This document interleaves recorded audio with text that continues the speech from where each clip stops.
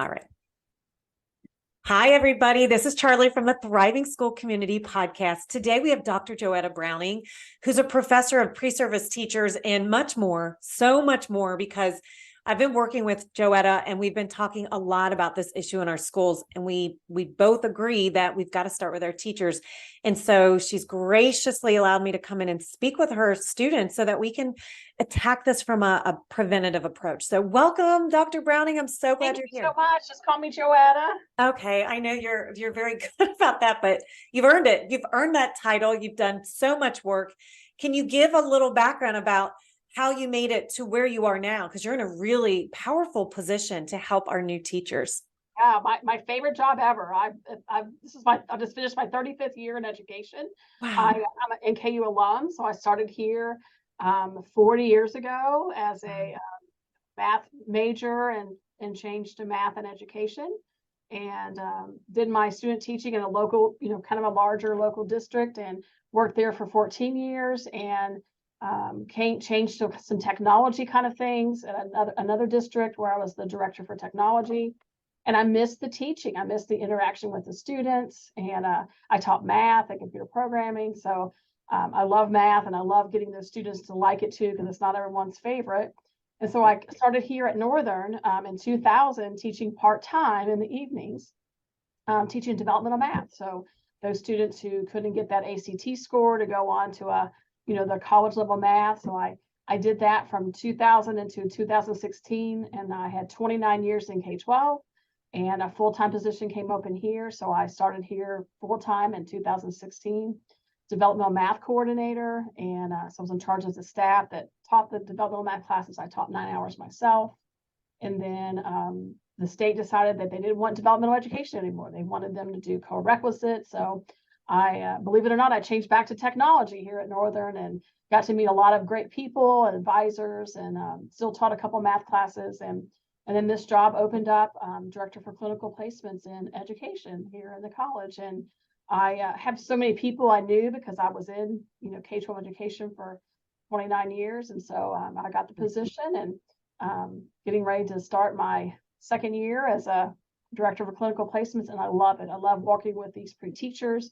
I teach a little intro math class for 5 weeks, and love that, getting those elementary teachers to like the math. And That's good. and I placed all the students from admissions all the way up to student teaching. And then I work with a few student teachers myself each semester, and it's just a joy. It's joy to see them excited. I'm so excited after 35 years in, so I want to try to share that excitement with them. Well, you can tell, you can hear it in your voice how much you actually love teaching, and then like sharing those experiences with your students. So let's talk about that for a second.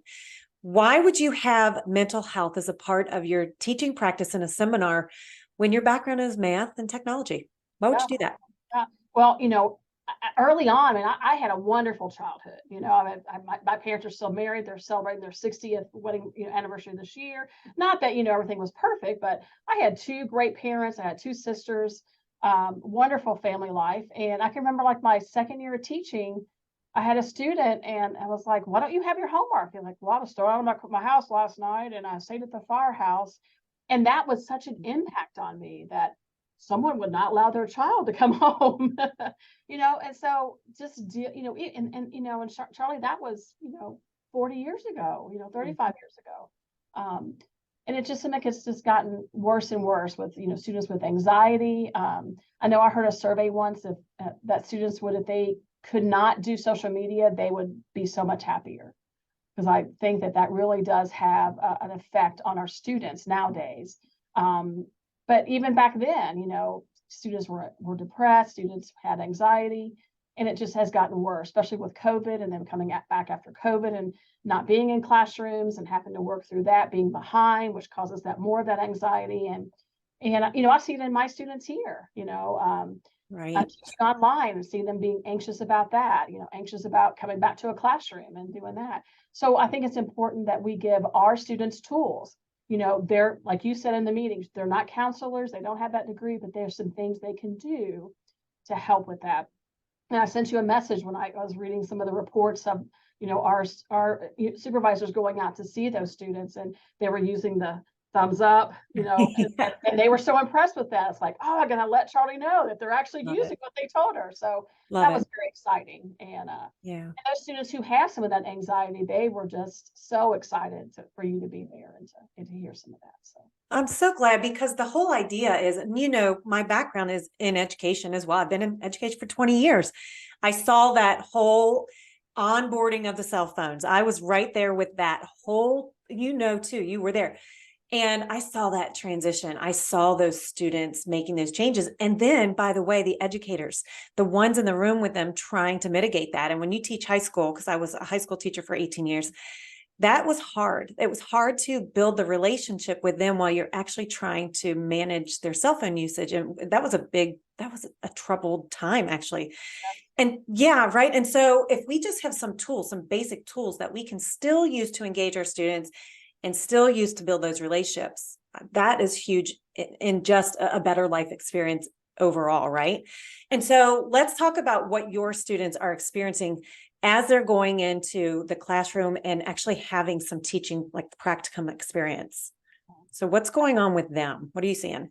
and some of them actually, they came from great homes, and so they're kind of shocked at times of this, kind of issues that the students are having, from students in foster care, students being in grandparents, homes instead of their moms and dads, drug addiction, parents in jail. Those are all things that are compounding, our students' anxiety and depression. And I think some of them really didn't think about some of that, and how that affects the students and how they learn. And some days they're not focused on that. So how can they focus them and pull them into the classroom? And just want them to be able to kind of, process that before they get into a classroom and of their own classroom, and seeing, how can I work that through? What are some techniques that I can use with this student whose mom just went to jail? Mm-hmm. And Yeah. how can they help that and help that student to still learn and maybe get out of that, all of that stuff that happens around them to better themselves and Mm-hmm. help with that. So How do you feel about their confidence level? Like, what are you seeing when they actually do have some tools that they know to respond with versus having nothing that they know to do with these students who are struggling? Like, what's the difference? it's a huge difference, them. I know that, you've been here a couple semesters, and when I do a survey about the seminars, that's the first one that comes up. This one was so handy. I use some of those techniques, with my students and in my student teaching. And I haven't talked to I know you came to the missions classes, some of those they're not in the classroom that much. They don't interact with kids as much. They're just in there a few hours a week. But I know my students were very grateful for having that and having that tool, your notebook, your little worksheets that you gave them, and how they can then use those to help those students, because a lot of times, they're working in small groups and those kind of things in the classroom, before they take over with doing the teaching. And so I think it helps them to say, okay, well, let's just take a little reset here, and I've talked to several students who have used some of those techniques and have been very grateful to learn those. That is so nice to hear. Honestly, we sometimes we get some immediate feedback, but sometimes we don't hear about those conversations. So it's really nice to know that that's actually being utilized and so valuable for them. And to be honest, I know it is because I was there. I wish I had that. I wish I knew. And some of the training I got, I had little pieces of it along the way.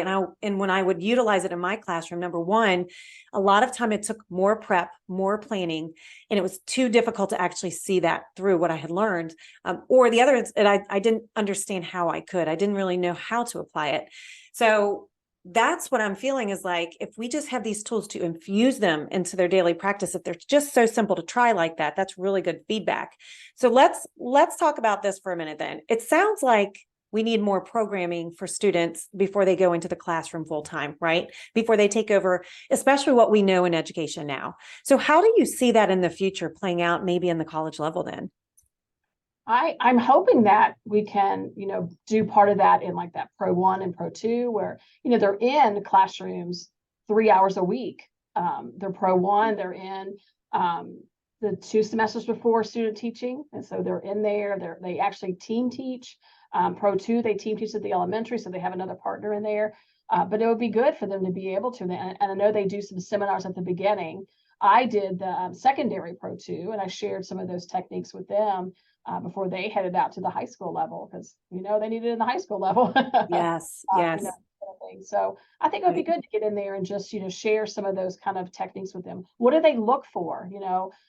What kind of things are like the things that pop up that they should be aware of, and say, oh, I think I need to send them to the counselor, or I need to have a conversation with them. What are some of those things to look for? And then after I see it, what can I do with it? Right, right. And when you're talking with your students, are you hearing them say that they have good communication with the mental health team, the social workers, the school counselors on site, or are you hearing that there are gaps, or what are you hearing? A little bit of gaps, because there aren't enough of them in the schools. Yeah, I know. And I can remember when you kind of switched from, a lot of the inner city schools, you switched from a counselor to a social worker. Right. In the schools, and that's kind of big. I know the last district I was at, they hired somebody, and they had her several years for a grant, and then the grant went away, and they couldn't keep her. So it's needed, but there isn't always the funds to do it. Well, that's what's so tough. And then these counselors make these relationships with these kids, and if they can't stick around, that's just one more adult letting them down, and not on purpose. But who's always going to be there pretty much? I mean, are those teachers. Those teachers are there, right? And so if we could just utilize them better, they can be a part of the mental health team as informants, or just to keep them in the classroom so they don't lose more learning, and all of that. Right. So is it feasible to create programming around this in our schools? I mean, like college level, is it possible? We have a very tight program, especially in the middle grades, where they actually do 2 subjects, and in the high school they actually are double majors. So it's kind of hard to get something else in there. That's why I think it needs to be put in there in some already created classes, for that. I know that in also special ed, they almost have to go an extra semester to get, all of their classes in and everything. But, always looking at ways to get that stuff in there for sure. Well, and let's think about that for a second too. So if we're adding an extra semester for special ed, and we know about ACEs, we know about trauma, we know about stress and how it shows up, and we know about how ADHD sometimes looks like anxiety, or it looks like trauma, and vice versa, right? And so does it now make sense to add an extra semester so that, all kids kind of have a special need, to make sure that we kind of make that space for them that's safer? I don't know. What are your thoughts? Is that even feasible? Yeah, I don't know that it's feasible, just because we don't want to add more money. We all have heard the things about, college education costing so much, and Yeah. especially for teachers who, I mean, my first year I got paid $12,000, Oh my gosh. I know, but Right. I think getting it in play embedded in some other classes, I think would be great. Maybe it's part of classroom management, maybe it's because, kids act out, but why are they acting out? Maybe it's it's part of that class, and part of, some other pieces, some part of the seminar for Pro 1 is part of the seminar for Pro 2. I think it's important for them to at least hear some of those words, and what can I do to help facilitate that? And, when do I need to make sure that they are going off to the counselor? Yeah, that's a great idea. And even like you said, even if they just have an awareness, and then they can just pay better attention, and then even do some learning on their own, or maybe the districts are now really supportive of mental health learning, but I mean, there's always constraints with funding. There's always constraints with scheduling. So let's talk about overwhelm with your students. All right. What are they hearing from the teachers that they're working with, and what are they picking up on? Um, overwork. It's just more and more stuff and less time. I know with one of my student teachers, who was a long-term sub, she was pulled a lot for substituting during her free plan, because not free, but her planning period, because of COVID and the flu, and so I think a lot of times they feel overwhelmed. They add this to people and this to people, and they don't really give them the time that they need to kind of reflect and have their planning time that they need. So I think a lot of teachers just feel overwhelmed at times, and everybody thinks teaching you're finished at 3:30, but you're really not. Gosh, no. Yeah. As many, I can remember every Sunday was, planning and grading papers, and just getting ready for the next day each evening. So, so overwhelmed, lots of committees. Like you said, cell phone with the high school. I had a high school student teacher, and then I did the Pro 2 secondary this semester. And everywhere I was in, kids had those phones out, and it's hard. It's hard to get them to put them away. And now they all have devices. Mm-hmm. It seems like the teachers do a little bit better with those. It's like, hey, close your Chromebooks, and you can kind of see that where, they kind of have the phone underneath the desk or whatever. Right, So of course. that being in their hand and part of it. So, Right. So I think there's just a lot more responsibilities, I think, the past 10, 15 years for teachers, Hmm. of expectations of test scores and, those kind of things, and not giving them, I think, the training and the rest sometimes that they need. Hmm. So what is your advice to them then? Like, what do you tell them to do? Because we don't want to scare them off either, do we? We do not. Well, for my long-term sub, she had 2 plans, and they took one of those, which, as a teacher, you just get one plan, but I asked them to not pull her for subbing any longer. So you advocated for her? I did, yeah, Good for you. because she Good. really is still a student teacher. She's not, even though she was being a long-term sub, and they honored that, because she said first, she doesn't have to. It's like, no, I don't want her asked right now, because she has a Right. lot going Good. on. But that's also, I try to tell that student teacher that's also part of it. I mean, sometimes you can't find subs, and you're going to have to cover for some things. But I said, Right. to have it as an eye opening, like, how is another class taught, and those kind of things. So, especially being in middle grades, they usually have 2 subjects. So, and you do have to be a team player and do some of that. I think sometimes too, it's just, hey, how can I, you have to give student feedback, but do I have to grade every single thing that they turn in? And I think that for myself, being math, it was, I got to grade all these problems. No, you don't. You can spot check a few, and so I think as you teach, you try to kind of pull some things out that can help save you some time also. I know this student teacher, she had a special ed collaborator, so she parallel taught with her, which I think was brilliant. So That is. yeah, so there are ways to kind of get through some of that, but you have to be willing to kind of give a little bit too.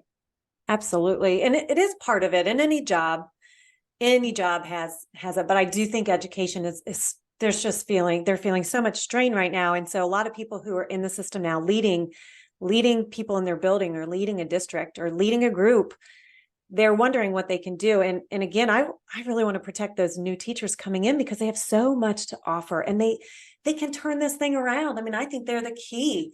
And so what kinds of conversations are you having with them when there's some pushback? Like, I know it's good to say, well, let's be real about it. You got to be a team player. You got to do these things. Is there ever a time you keep hearing something over and over, like, I really don't want to do this, and you feel like there's something else you need to do that can help them really see a bigger picture? Some of the bigger school districts, they have kind of a set lesson plan, or plans that the teachers have to use. And I think that pulls from their creativity, especially like, I have always been in awe of elementary teachers, because they have to be so creative. And so, we all have to be excited, but they just have to be at this level, I think, so it's like, you have to use what they give you, but you can pull some other things in, so I think that was a little frustrating on a couple of new teachers who reached back out, because like, well, they give me this set curriculum. Like, that's okay, but know that you could also do this or this, with that. And that's the bigger districts, that try to manage, 8 different elementary schools and 3 middle schools and those kind of things. I think sometimes it's, working with other team members that maybe don't see things the way you see things. But that, like you said earlier, Charlie, that's in every job, and so you have to be able to facilitate that, and value those opinions, but also have your own opinion of things, and work with people that have a different personality than you do, and you will see that in your classroom on how your students work together. So if you have that experience yourself, you're better equipped to help those students that struggle with different personalities and those kind of things. Mm-hmm. What about talking with students about their own mental health? Like they clearly are coming into this role. A lot of them have diverse backgrounds where they've had a lot of stuff they're bringing in with them. And sometimes they don't know if they're going to be triggered and they are triggered, or they know that there's some mental health issue they're dealing with. How do you speak to them about that? To also make sure they get the help that they need. Maybe they need to go to the counselor's office after school and have that discussion about this part is bothering me. What can I do for myself? I always joke and say everybody needs a little therapy, and it's true. I mean, talk to family members, talk to get a coworker that you have confidence in and that you can talk to and know that it's not going to go anywhere. Just to try to get those feelings kind of out and not having go around in your head all the time. But if there's big things, there's no shame in having some counseling. And that might give you, again, other things that you can help with your students. Mm-hmm.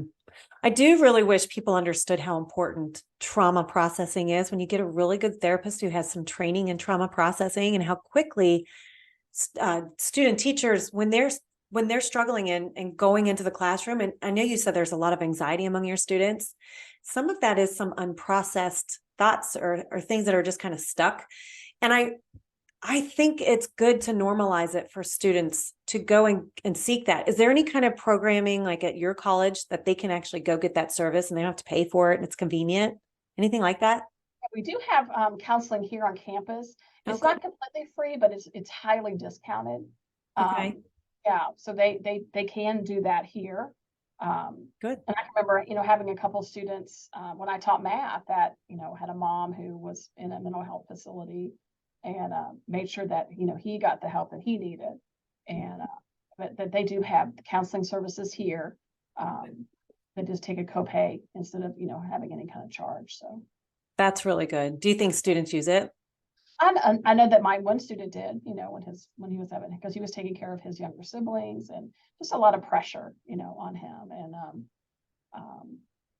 so definitely, I definitely have known a couple students who have used it. Okay.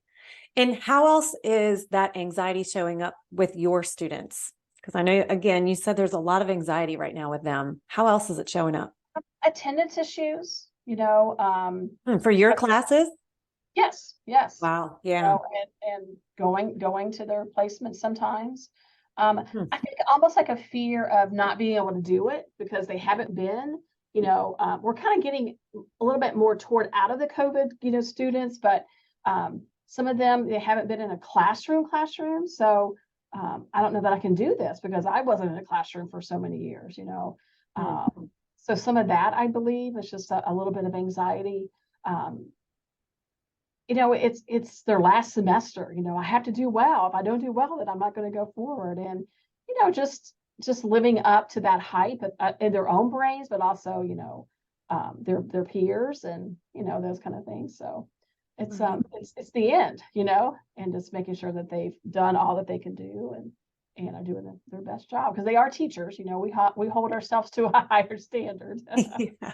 We're rule followers, so Right. Right. Right. But it's interesting that you say they're not showing up to their placements. Okay. What happens when they don't show up to their placement? I mean, I know a pattern has to be set, but that's a pretty big deal that they're just avoiding completely. And we don't have a lot of that, but we've had a few. And they have to have so many days or they cannot graduate. The state says you have to have this many days in student teaching. And so it's just, their university supervisor, contacting them. Sometimes I have to contact them and say, this isn't going to work. I have one that's finishing up some extra days right now. She had some issues. So yeah. Are you seeing that more so now? I know this is a newer role for you, but you've been in education for a long time. Is this a newer thing for you for student teachers not to be showing up to their placements? I've had a few.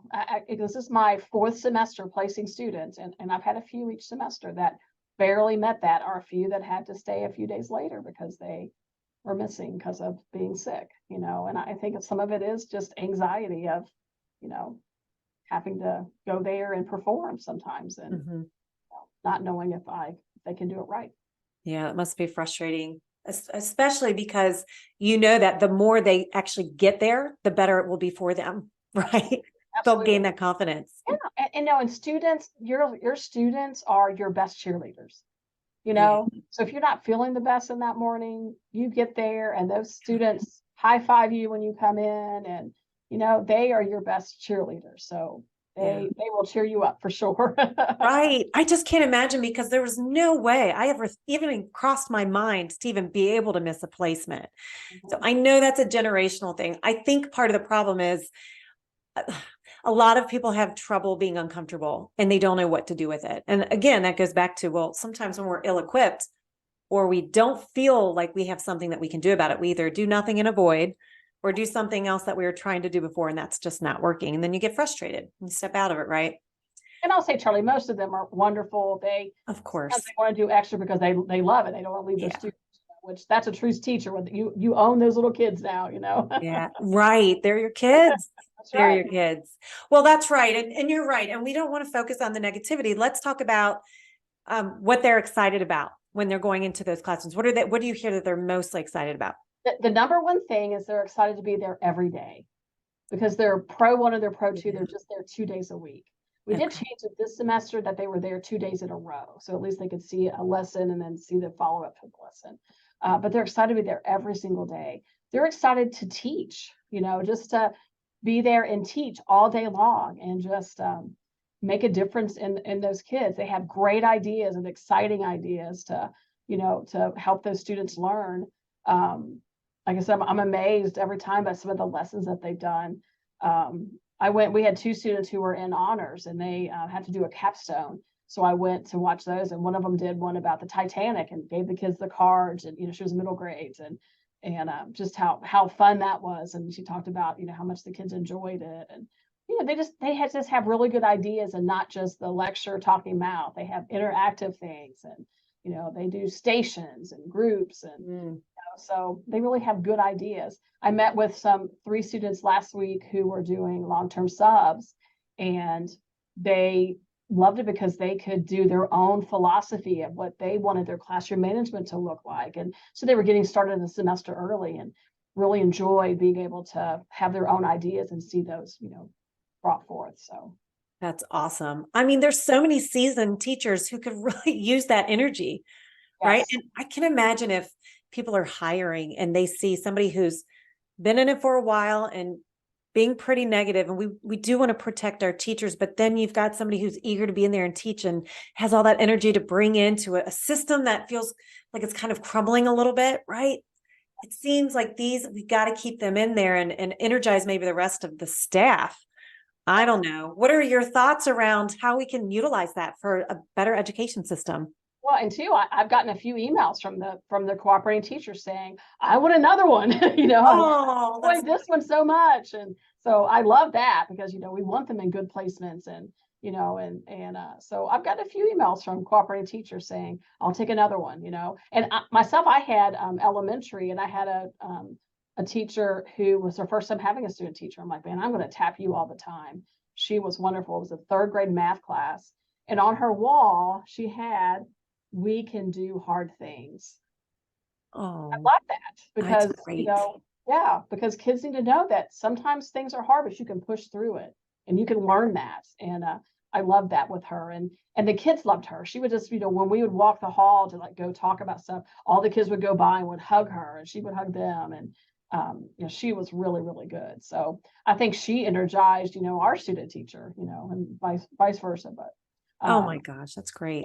it is great. I mean, we have great cooperating teachers, and but I think our students do go, this is some new stuff, that we're learning. And I know there's been a lot of technology, with Pear Deck and presentations and some bells and whistles, but that's what these kids these days like. And so I think sometimes our students have taught those teachers, some bells and whistles. So Right. Yeah, they do. They bring the bells and whistles. That's right. That some of us who are just get a little stagnant, we need yeah, that. Oh we my goodness. do, we do. Right. I'm so glad you said that, because they do. There's so much that we can feed off of them and really make some improvement in just the whole feel of the culture of the school and the school district. So I'm so grateful you said that, Joetta. All right. So if you had something to close with, if you're looking at the future of education and You do, you kind of have the power. You're working with students, sorry, who are going to be working with kids. So if funding was unlimited, if scheduling was abundant, you had lots of time, what would you suggest that these students get in their learning experience? I would love to have, we have some embedded programs. We have one in middle school and elementary. I'd love to have one in secondary because they learn things in the classroom and they go right out and do it. And I think that's fabulous. Oh, wow. What, Yeah. sorry, they learn it like in your classroom and then they take a project they've learned and implement it, or tell me about that. Yeah, they actually are in a school. So we have embedded programs. So we have a set of elementary pro ones that are in a school. So they have a classroom, an NKU classroom in those schools. We have one for middle grades. And so they are in their classroom in that school. They talk about something and then they go right out to the classrooms. Oh my gosh, that's so smart. Yes, so good, so good. And our staff here, our faculty and staff here are amazing working with our students and just making sure that they're on that cutting edge and that they are, learning the things. They really hold the bar high. I would love to get some of the mental health stuff in some of those earlier classes, just so they are, again, learning about that and thinking about that through lots of things and not just hitting that at a seminar for student teaching, Right, right. Because they could learn a lot about how the brain works at the different ages, right? The different stages, even pre-K all the way up to high school. I mean, that brain, we have so much information and it shows up in so many different ways. We have all that new information. So it sounds like they do need to address that. It sounds like we're trying, right? We're doing some things. Yes, that's good. Yeah, good. love it. So if anybody would like to reach out to you to get some ideas, can they do that?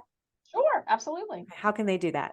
My email is Browning, BROWNINGJO @nku.edu. That is awesome. Thank you so much for being here. It's so valuable to hear your voice. It really is. I appreciate it. Thanks so much. I appreciate the invite. Great. All right, everybody. If you know somebody that would benefit from hearing this conversation, please share it with them and, review the website, the episode, and give it 5 stars because Dr. Browning really is super helpful. So I want to make sure people see this and hear this. And thank you so much for your support. Keep improving mental health in your school and district. Thank you all so very much.